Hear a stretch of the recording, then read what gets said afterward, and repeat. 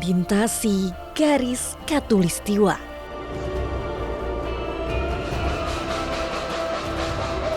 Ritual sakral.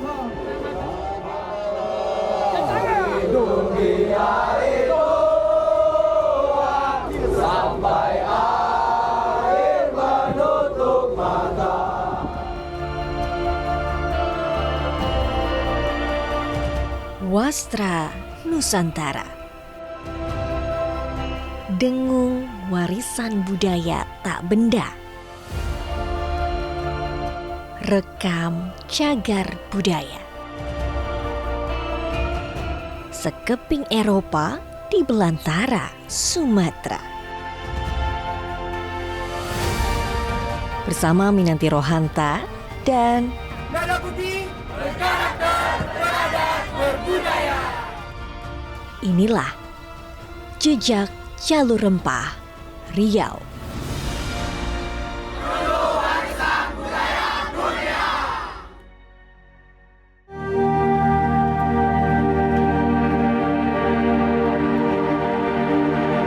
Muhibah Budaya Jalur Rempah 2024 Batch 1 masih berlangsung dari Belitung Timur menuju Riau.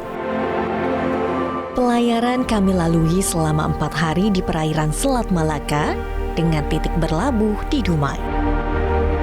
Dalam rute pelayaran Belitung Timur menuju Dumai ternyata kami akan melalui garis khatulistiwa.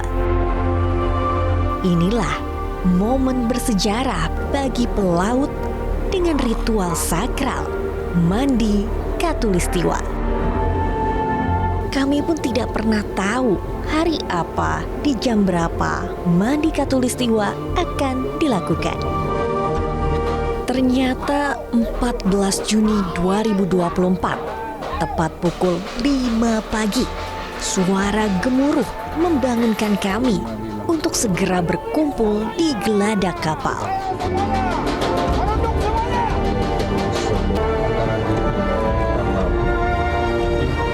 Siapakah yang banyak menyuapi Anda?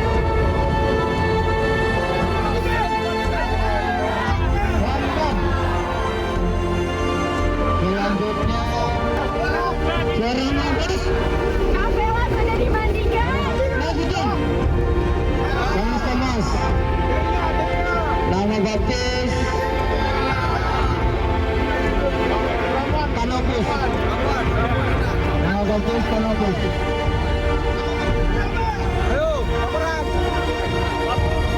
Anggota TNI AL berlakon berbagai peran.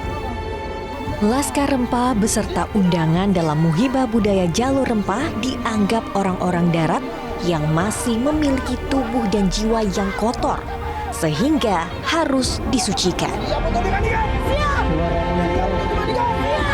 Jadi inilah prosesi mandi khatulistiwa di mana tadi kita melintas benar-benar di garis khatulistiwa, kita dibawa nyumir dengan suara yang sangat kencang, lalu disuruh keluar kamar, langsung jalan jongkok menuju geladak kapal.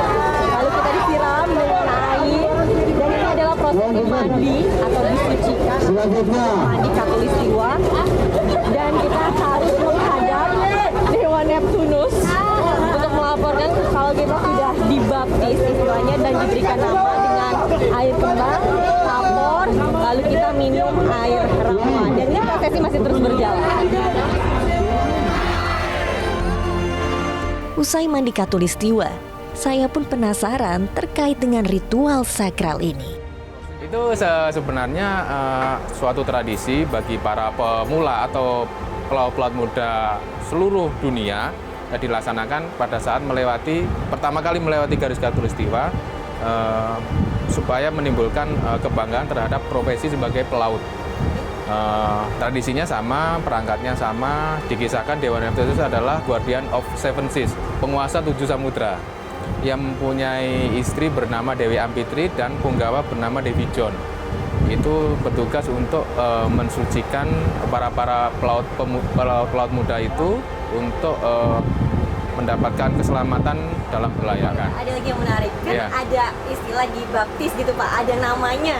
Itu kenapa tuh Pak? Itu karena dulu pelaut itu tidak ada seperti sekarang ada GPS itu menentukan posisi dengan benda-benda langit, Mbak. Bisa rasi bintang, kemudian matahari, bulan. Itu namanya celestial navigation atau navigasi astronomi.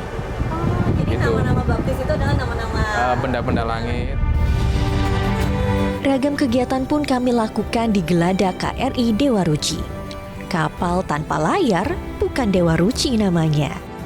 Laskar Rempah Lada Putih pun belajar mengenai 16 layar yang ada di kapal ini. Layar tersebut dapat dibentangkan dengan kekuatan 3 tiang. Tiang terdepan bernama Bima dengan tinggi sekitar 32,50 meter. Brian, tadi kamu bagian depan ya, depan kapal. Depan yang bagian kiri Kak, yang sini.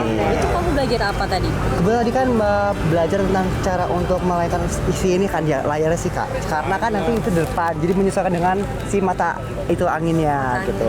Kamu tadi narik atau ngulur tali? Aku kebetulan ada narik, ada ngulur. Jadi tergantung kepada si mata anginnya itu sendiri tadi. Yang pertama aku narik, terus misalnya tadi mata anginnya ternyata ke arah yang lebih ke sini, jadi aku ulur lagi. Nah, jadi mereka menarik, aku mengulur talinya supaya layarnya itu bisa naik, Kak. Kamu lebih berperan ketika layarnya dibuka atau layar ditutup? Lebih berperan ketika layarnya ditutup, karena kalau layarnya ditutup, aku yang bagian menariknya gitu. Yang penting itu jangan sampai tangannya sakit. Jadi ada step-stepnya seperti ini, satu persatu. Enggak, kalau yang nariknya kencang, kita juga mengulurnya kencang seperti itu. Tergantung dari tarikan Iya, di sana. tergantung dari mereka yang menarik Dan seperti harus itu. lihat juga bagaimana posisi layarnya. Betul sekali, Kak. Tiang Arjuna berada di tengah dengan tinggi 35,87 meter. Jadi di kapal ini memiliki 16 layar, 4 di depan, 5 melintang dan 11 membujur. Dan aku dapat yang daksur besar di damar kanan. Aku belajar cara menarik dan cara mata anginnya. Jadi jika anginnya ke kanan berarti tugas aku untuk menarik atau tarik di damar kanan. Tapi jika anginnya ke arah kiri, maka aku akan tetap menjaga tapi pelan-pelan untuk melepaskan tali damar kanan. Dan yang paling belakang yaitu Yudhistira yang memiliki ketinggian tiang 33,25 meter. Ya, Kak. Jadi tadi kita bertugas di bagian tali suai yang bertugas untuk menarik layar dari bagian belakang. Setelah menarik tali suai, layarnya sudah berdiri, kita dilakukan dengan pelilitan tali atau disebut dengan sangwai tadi. Bentuk obat nyamuk itu dipergunakan untuk ketika talinya dibuat lebih rapi. Tapi dia space-nya lebih besar, makan tempat. Layar KRI Dewa Ruci akan dikembangkan hanya dalam keadaan darurat, seperti kematian mesin ataupun kehabisan BBM. Tanpa mesin dan hanya dengan kekuatan layar, KRI Dewa Ruci dapat mengarungi lautan dengan kecepatan 9 knot atau 16,7 km per jam. Kegiatan lainnya di KRI Dewa Ruci ialah pembekalan mengenai APAR atau alat pemadam api ringan. Di sini, Laskar Rempah Lada Putih diperkenalkan berbagai macam alat pemadam serta bagaimana cara menggunakannya. Saya itu di level 2, di mana kalau yang di level 2 itu pakai APD, itu dia kayak dari busa. Nanti dari busa itu kita kasih air dulu, nah biar dia terhindar dari rasa panas.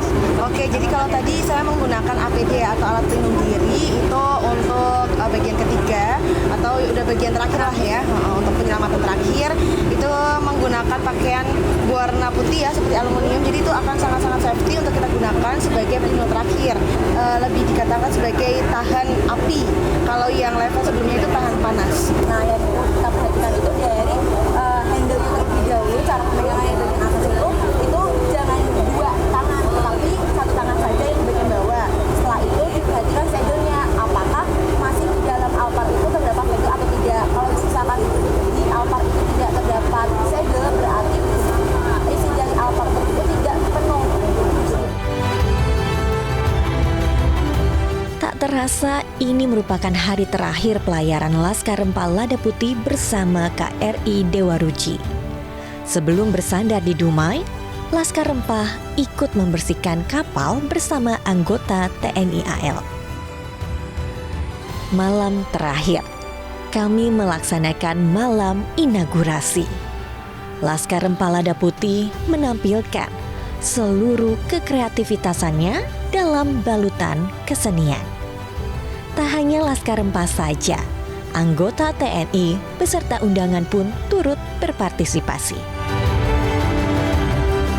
Malam yang diawali dengan keriangan ditutup dengan rasa haru dan syukur telah mengarungi Laut Nusantara dalam hari demi hari bersama KRI Dewa Ruci.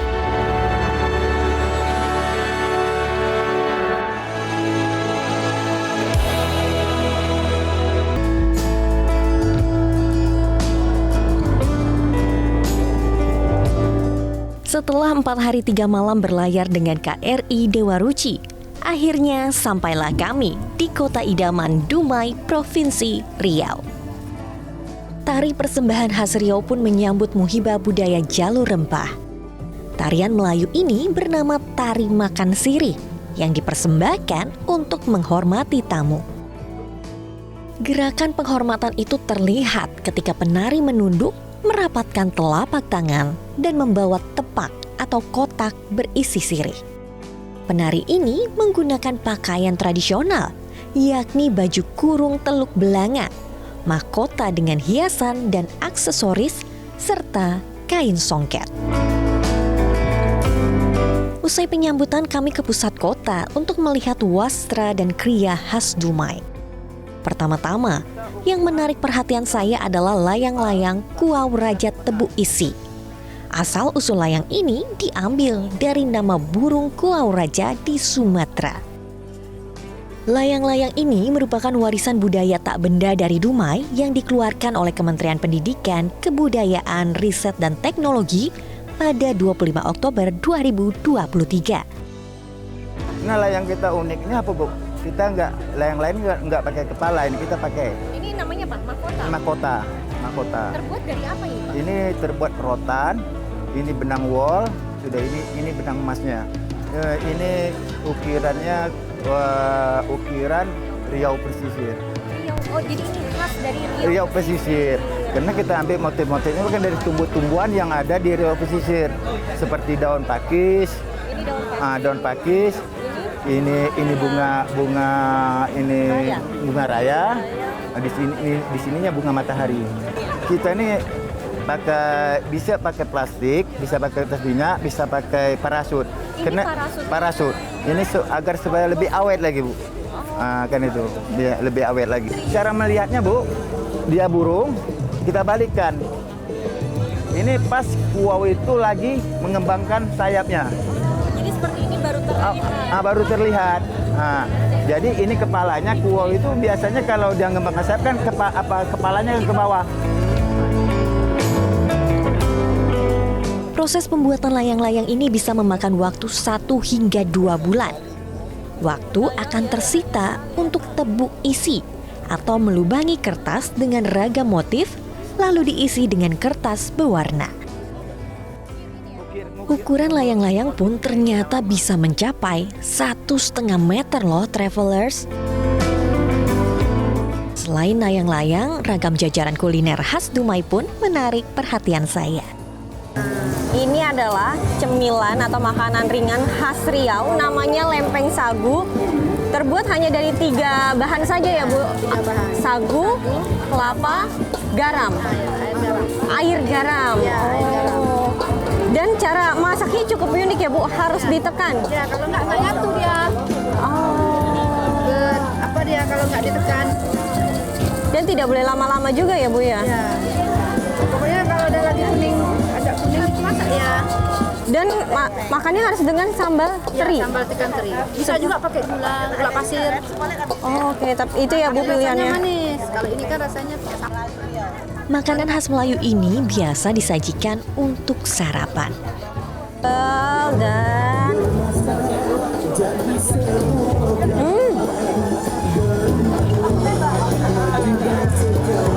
agak mirip dengan cireng. Tapi ini tidak crispy. Jadi ada kenyal-kenyal lembut dan nikmat banget pakai sambal teri. Mantap, mantap, mantap, mantap.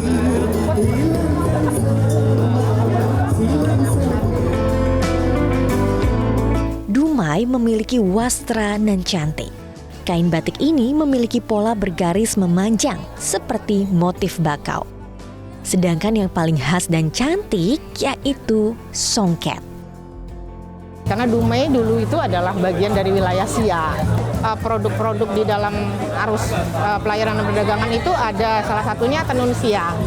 Nah, tenun Siak itu dulu mengambil pengrajin-pengrajin, belajar pengrajin gitu ya dari Terengganu, Malaysia. Kalau misalnya dari songket ini mungkin dari motif nggak ya Bu ya? Untuk yang pembedanya gitu. Motif mungkin hampir sama kalau motif ya. Pucuk rebung, bunga manggis dan seterusnya. Itu sih hampir sama, tapi mungkin teknisnya ya, tekniknya itu ya teknik pembuatannya yang barangkali tentu bisa berkembang. Usai mendengarkan penjelasan dari Bu Wiwik, saya pun dan Laskar Lada Putih akan melihat Kabupaten Siak dengan rekam jejak sejarahnya.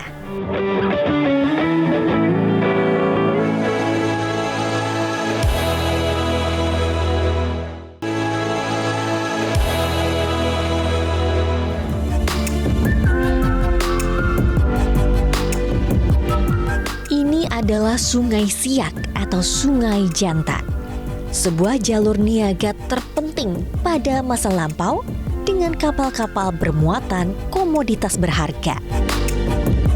Sungai ini berperan besar sebagai jalur pelayaran dan perdagangan rempah-rempah hingga menjadikannya kekuatan besar perdagangan di Selat Malaka. Berbagai daerah hingga negara seperti Johor, Belanda, dan Pagaruyung pun selalu berebut peran. Mengutip dari infopublik.id, pada tahun 1858, kapal hilir mudik setelah perjanjian Siak dengan Belanda yang dikenal dengan nama Traktat Siak. Pada masa itulah, lada menjadi komoditas primadona dalam jalur rempah.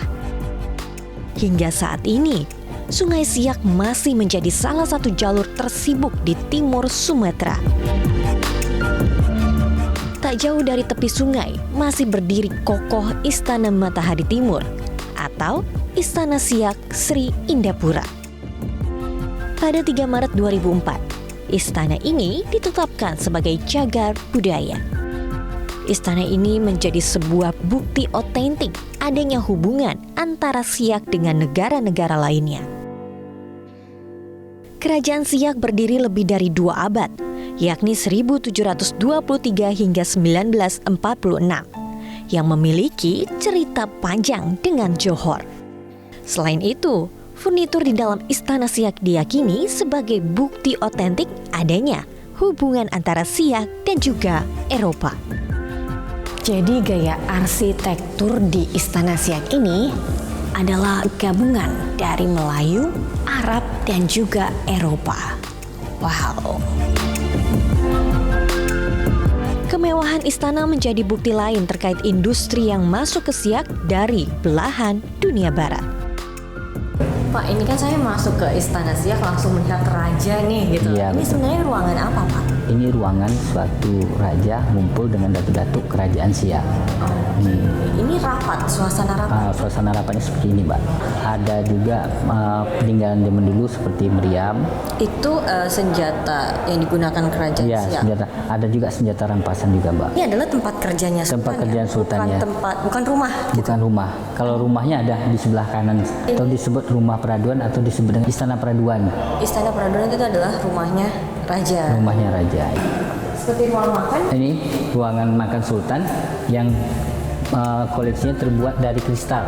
Kursi, mejanya terbuat dari kristal. Satu lagi, Mbak, yang disebut dengan cermin terbuat dari kristal atau cermin permaisuri kerajaan Siak. Jadi konon mitosnya kalau bercermin di sini bisa awet muda. Oh, berarti saya bercermin ya, Pak? Iya.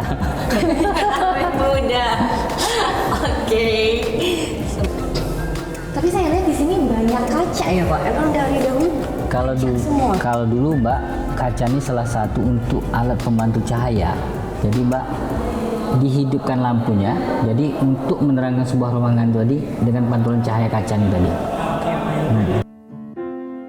Tak hanya istana, Siak menyimpan 9 cagar budaya lainnya seperti makam Koto Tinggi, kelenteng Hoksyukong, dan Tangsi Belanda.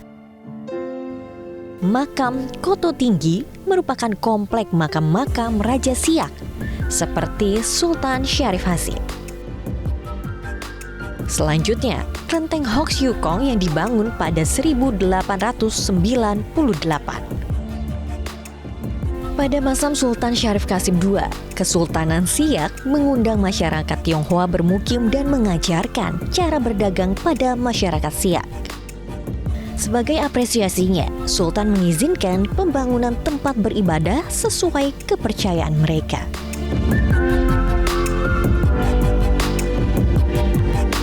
Beralih ke bangunan cagar budaya sisa peninggalan Belanda sejak 3 abad yang lalu. Tangsi Belanda ini dahulunya adalah tempat perlindungan dan pertahanan bagi tentara Belanda. Nah, bagian depan adalah kantor, sedangkan belakang saya ini sekolah rakyat. Tapi Tangsi Belanda ini memiliki luas 1 hektar. Tidak hanya bangunan itu saja, ada juga gudang senjata, ada asrama, ada penjara, ada tempat logistik. Jika dilihat ini tuh berdampingan dengan sungai yang konon dahulunya ini adalah tempat untuk melihat istana Siak yang memang berada di seberangnya. Tata letak Tangsi berada di selatan sungai yang memungkinkan Belanda untuk mengintai kapal-kapal yang masuk dari Sungai Siak. Jika Tangsi Belanda berada di Benteng Hulu, ada juga nih travelers, rumah dinas pejabat, dan kantor Dewan Tanah pada masa pemerintahan Hindia Belanda. Bangunan tersebut dibangun sekitar tahun 1930-an.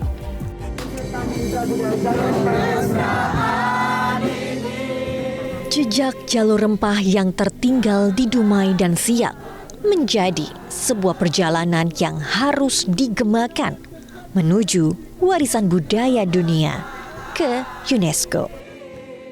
Terima kasih Laskar Rempah Lada Putih dalam Muhibah Budaya Jalur Rempah 2024.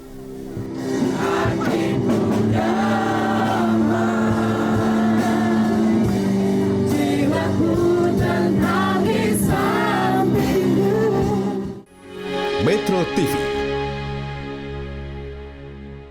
Jelajahi cara baru mendapatkan informasi. Download Metro TV Extend sekarang.